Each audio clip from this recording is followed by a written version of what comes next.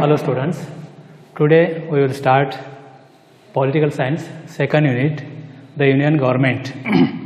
India is a union of states, and India, it is a sovereign, democratic, socialist, secular and democratic republic country. England and France have a unitary government, but England and France, they have a unitary form of government. India, like England, USA, it has a federal form of government, but our country, it is following a federal form of government like USA. In USA also there is a federal form of government is there, and that means there is a union of government. There is union government at the center and state government at the state. As India is union of state, there is a union government at the center and state governments at the state, and there is the powers of the nation are divided between the center and the state. So the powers and functions are distributed between the central government and the state government, but the central government has given more powers. Central government, it has given more powers in a view to protect the unity and integrity of the nation during the emergency time. Why it is given more powers? Why the central government has given more powers?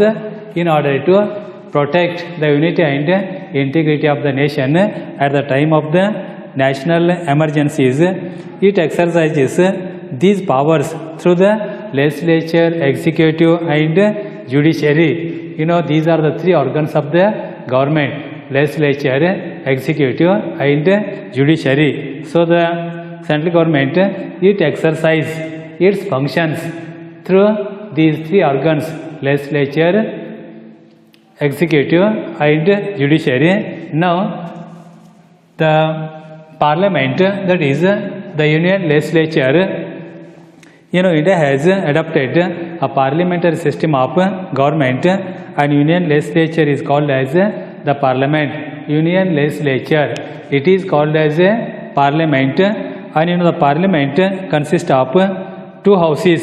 These are the Rajya Sabha, that is the upper house, and Lok Sabha, that is the lower house.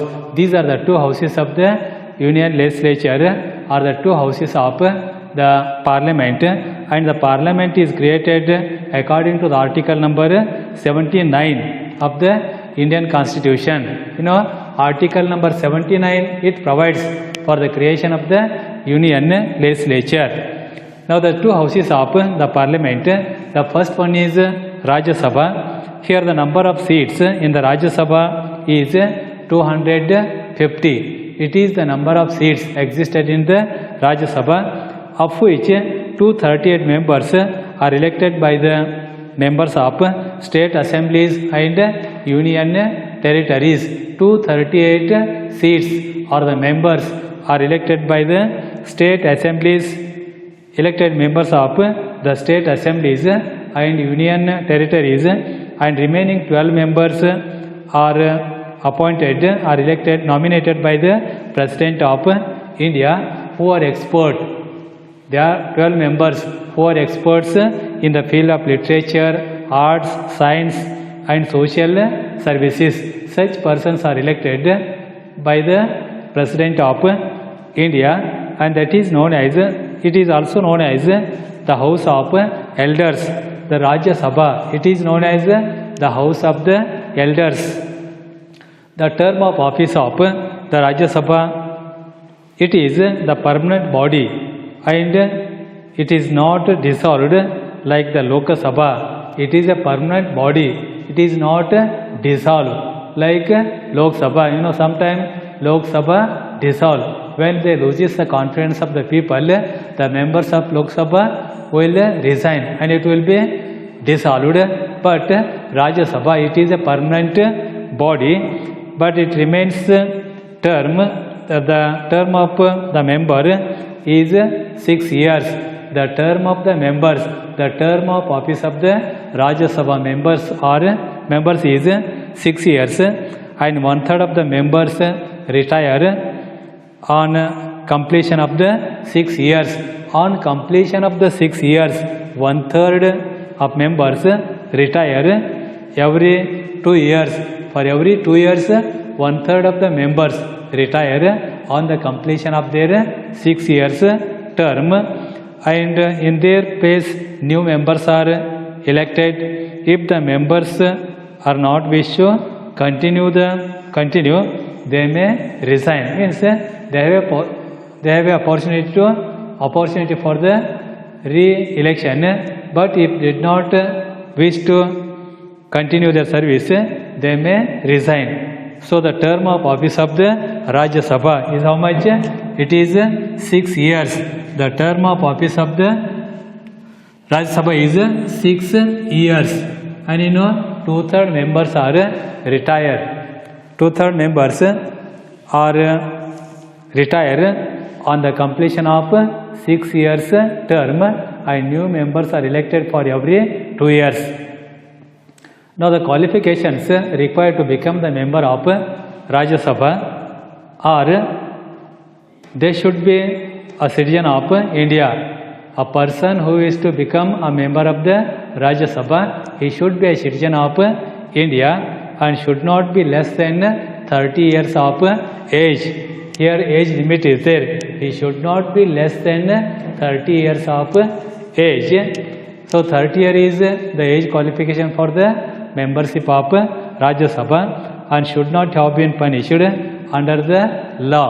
A person who wish to become a member of the Rajya Sabha, he should not have been punished in the court of law. And fourth, he should not have been declared to be a person of unsound mind by the court of law. He should not be declared by the court as a person of unsound mind. Means he should be a sound-minded person. Such people is elected as a member of the Rajya Sabha. Now, should possess the qualification specified from time to time by the Parliament, because the Parliament, it changes the terms and conditions of the members of the Rajya Sabha.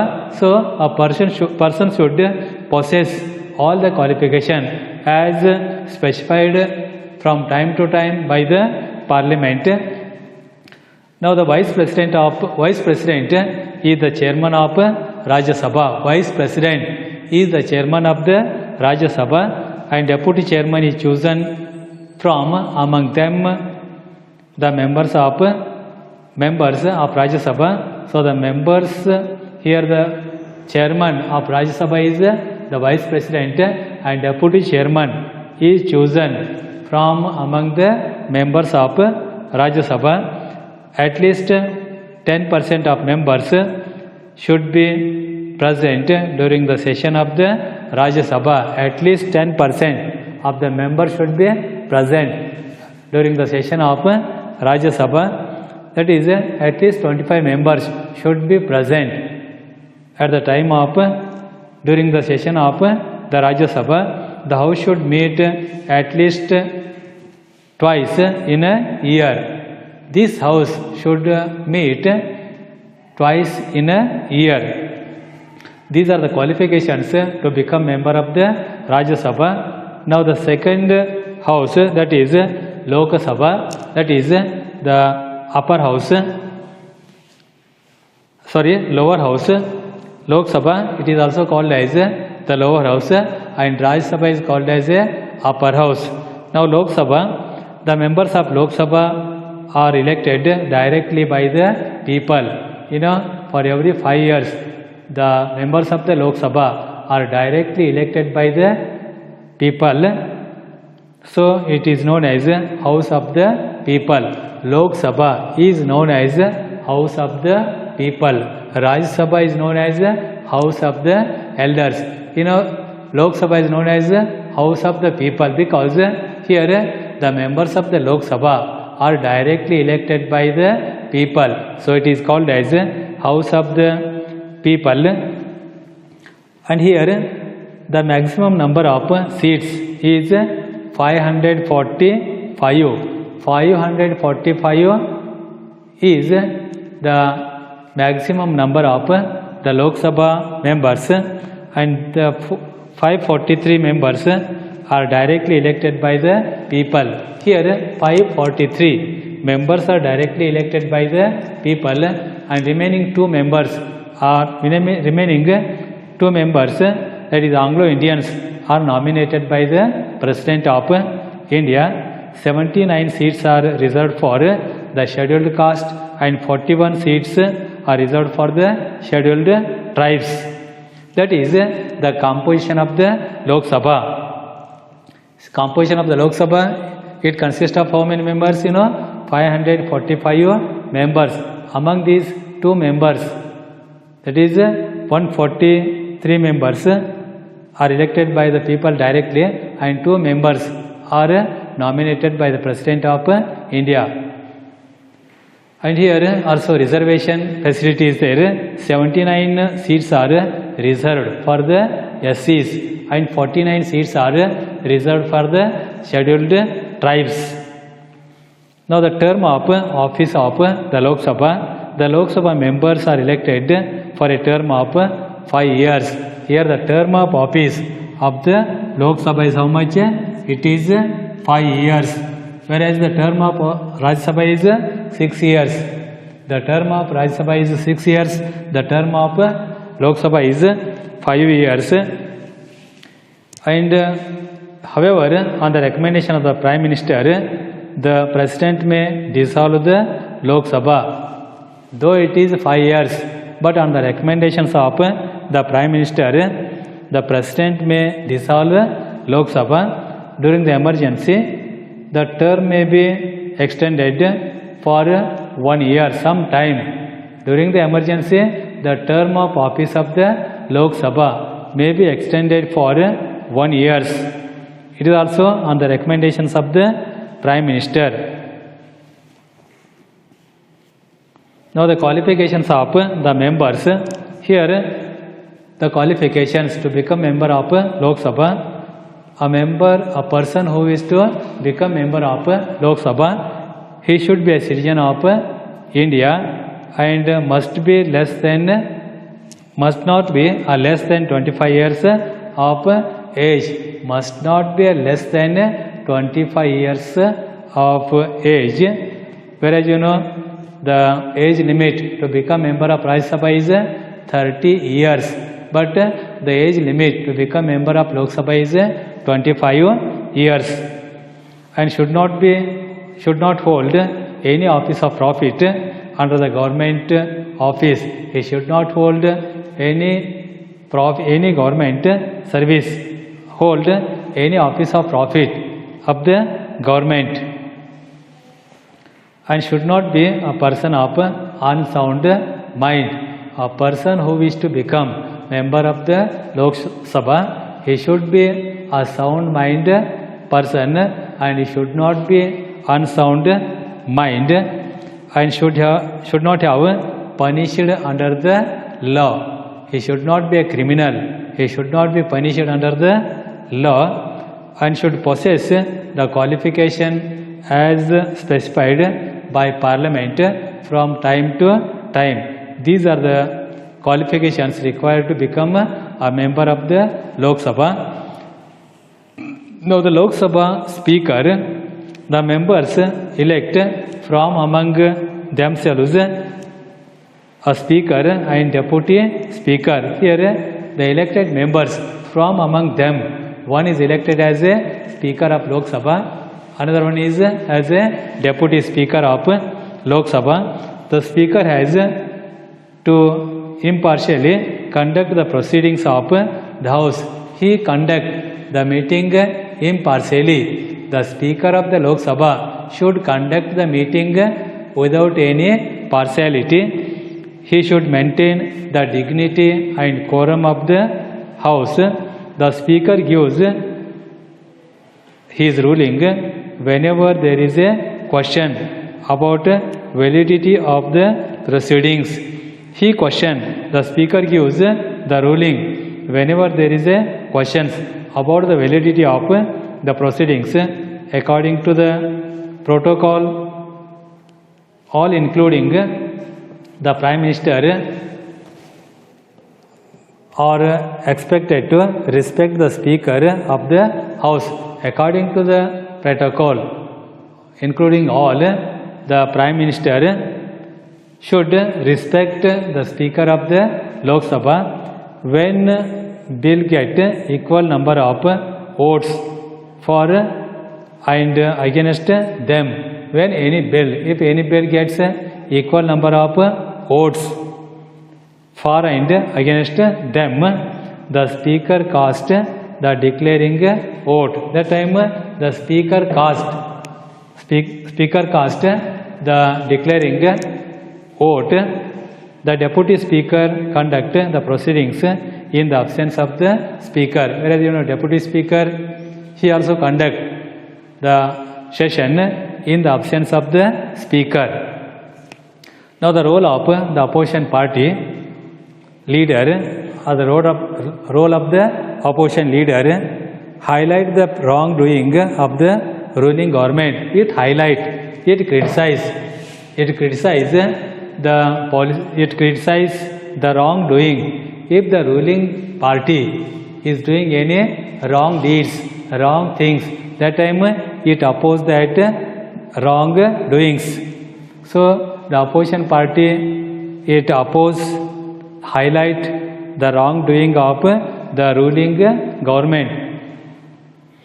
Now examine the policies and programs of the government thoroughly. The government ruling party, it formulate time to time, it formulate rules and regulation, policies and programs, and these policies and programs are thoroughly examined by the opposition party or opposition party leader.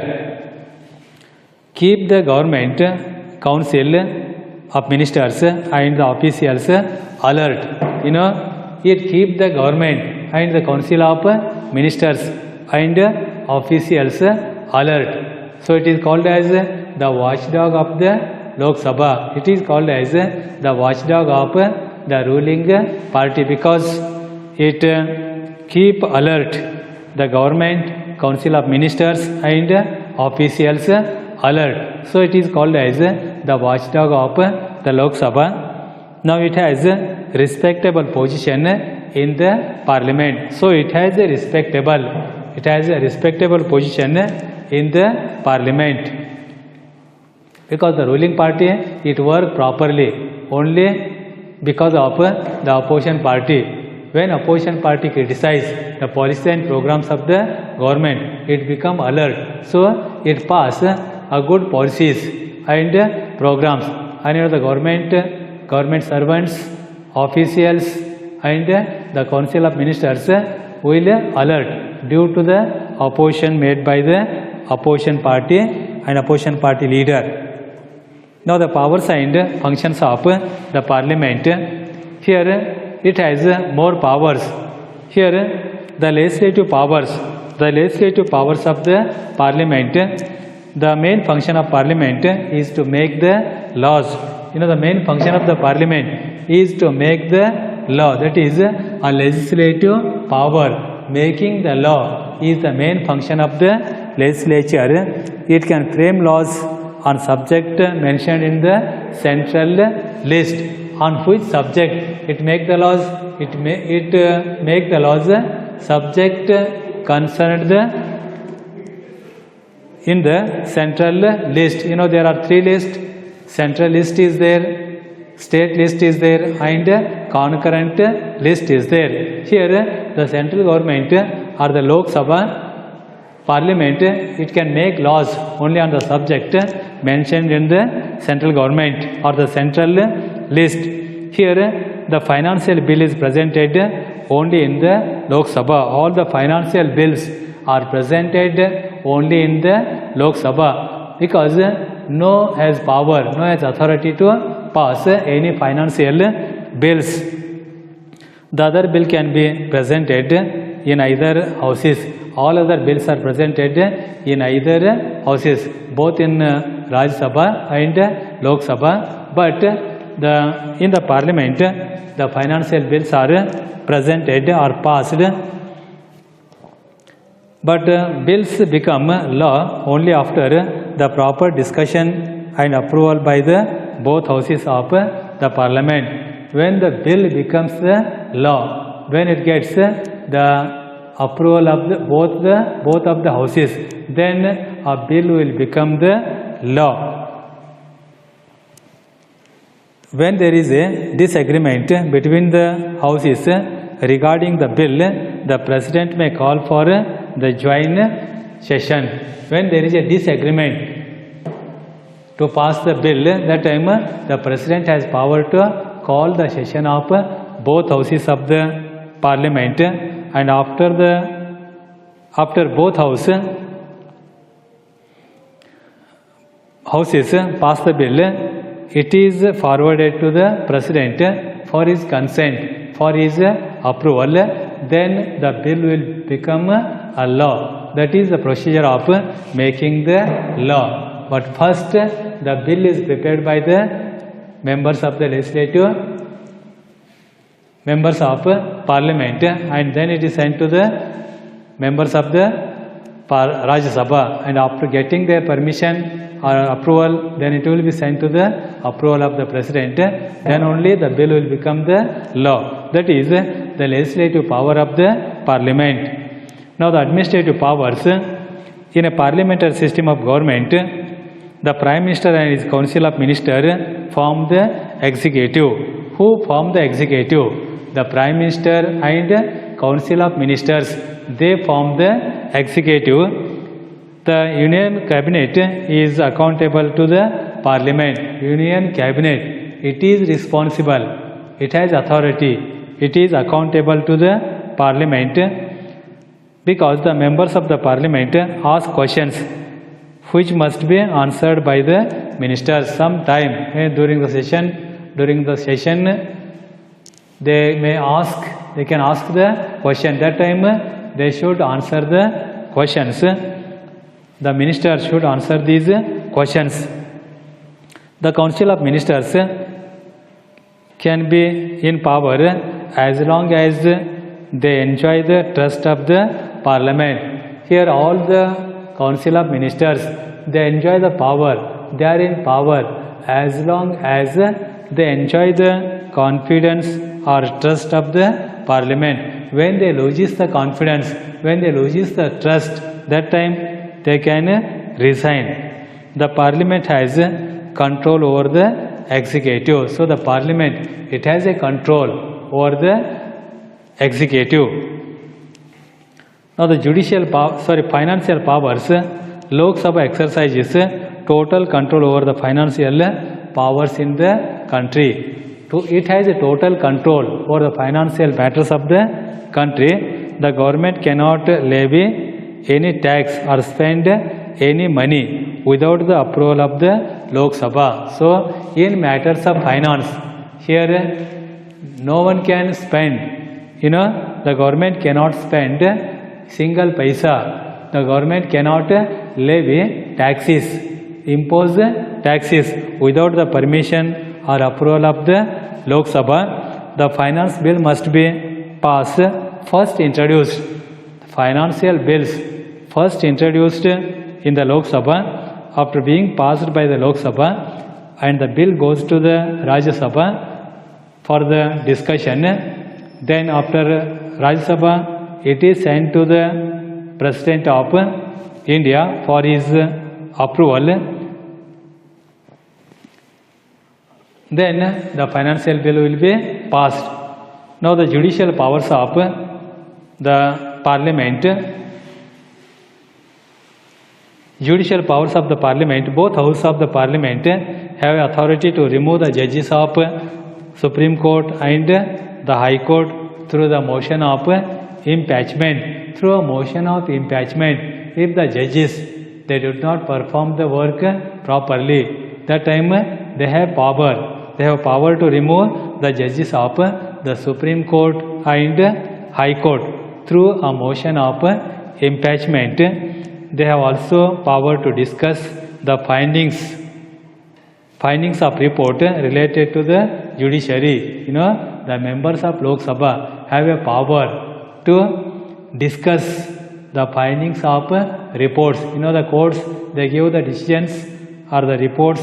So the members have a power to discuss the findings of the reports related to judicial matters. Now the power to amend constitution, both the houses of parliament have equal power to amend the constitution.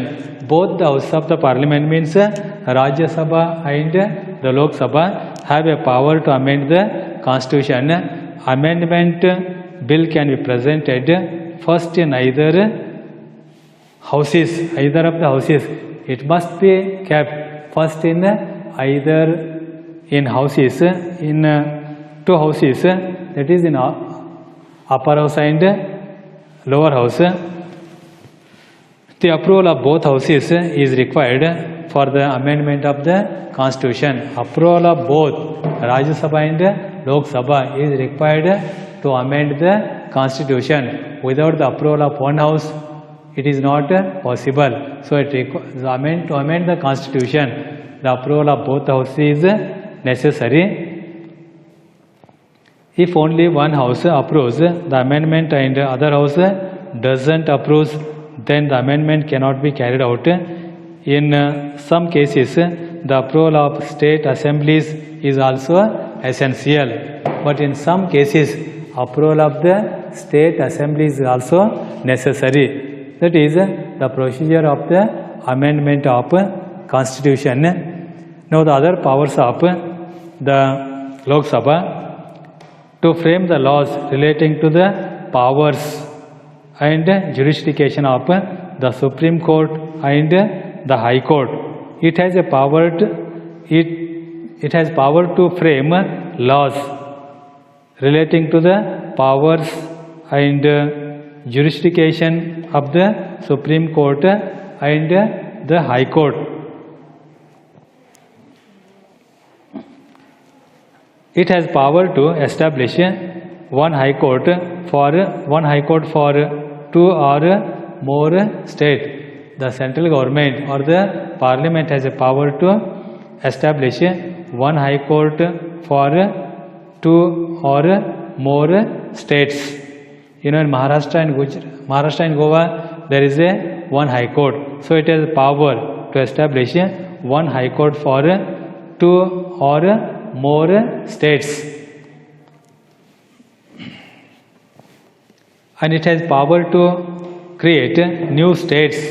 It has power to create new states, rename them, and to determine the boundaries of the state. Determination of the boundaries, renaming of the states, and also creation of a new state is also one of the important function of the parliament.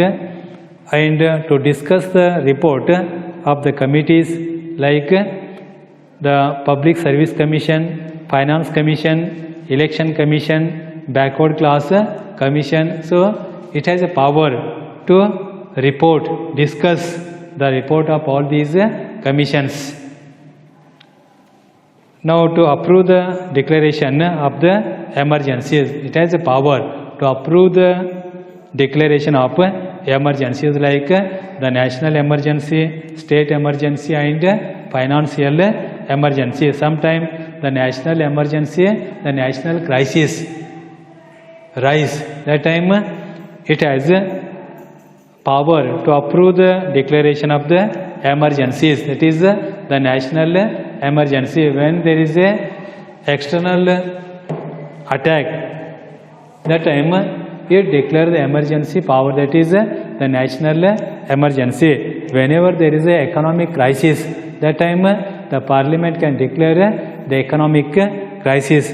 Whenever there is a crisis in one or the other state, whenever there is a crisis or disturbance in any state, that time the parliament has a power to declare the state emergency. So these are the other powers of the parliament.